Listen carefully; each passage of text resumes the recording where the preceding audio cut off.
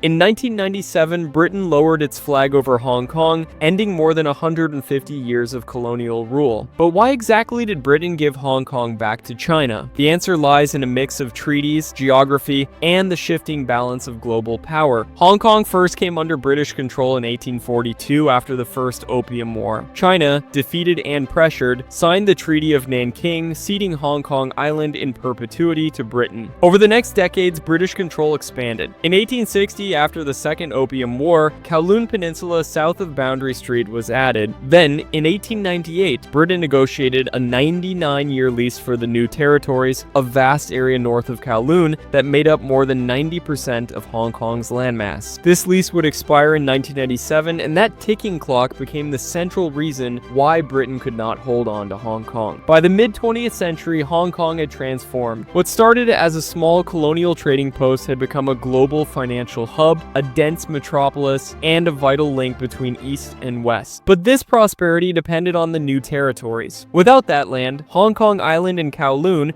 would be far too small to function as an international city. The approaching end of the lease forced Britain to confront a difficult reality. Once the lease expired, it could not simply keep part of Hong Kong and surrender the rest. Meanwhile, China had never accepted Britain's presence as legitimate. From Beijing's perspective, the treaties that ceded Hong Kong were unequal treaties, forced on a weakened Qing dynasty by foreign powers. When the People's Republic of China was established in 1949, it declared that all such arrangements were unjust. Still, during the Mao era, China left Hong Kong largely untouched, using it as a valuable window to the outside world. By the late 1970s, under Deng Xiaoping, China was opening up its economy and re-engaging with the world. At the same time, Hong Kong's lease deadline was drawing near. Negotiations between Britain and China began in the early 1980s. Britain, led by Prime Minister Margaret Thatcher, initially hoped to keep at least Hong Kong Island and Kowloon, since those had been ceded forever. But Deng Xiaoping made China's position clear. Sovereignty over the whole of Hong Kong had to return to China. Britain faced a harsh calculation. Militarily, it was impossible to defend Hong Kong against China's vast forces. Politically, Britain was already retreating from empire, and there was little appetite to fight over a colony in Asia. Economically, Hong Kong's survival depended on cooperation with mainland China. And strategically, keeping good relations with a rising China was more important than clinging to territory that could no longer be held. The outcome was the Sino-British Joint Declaration of 1984. Under this treaty,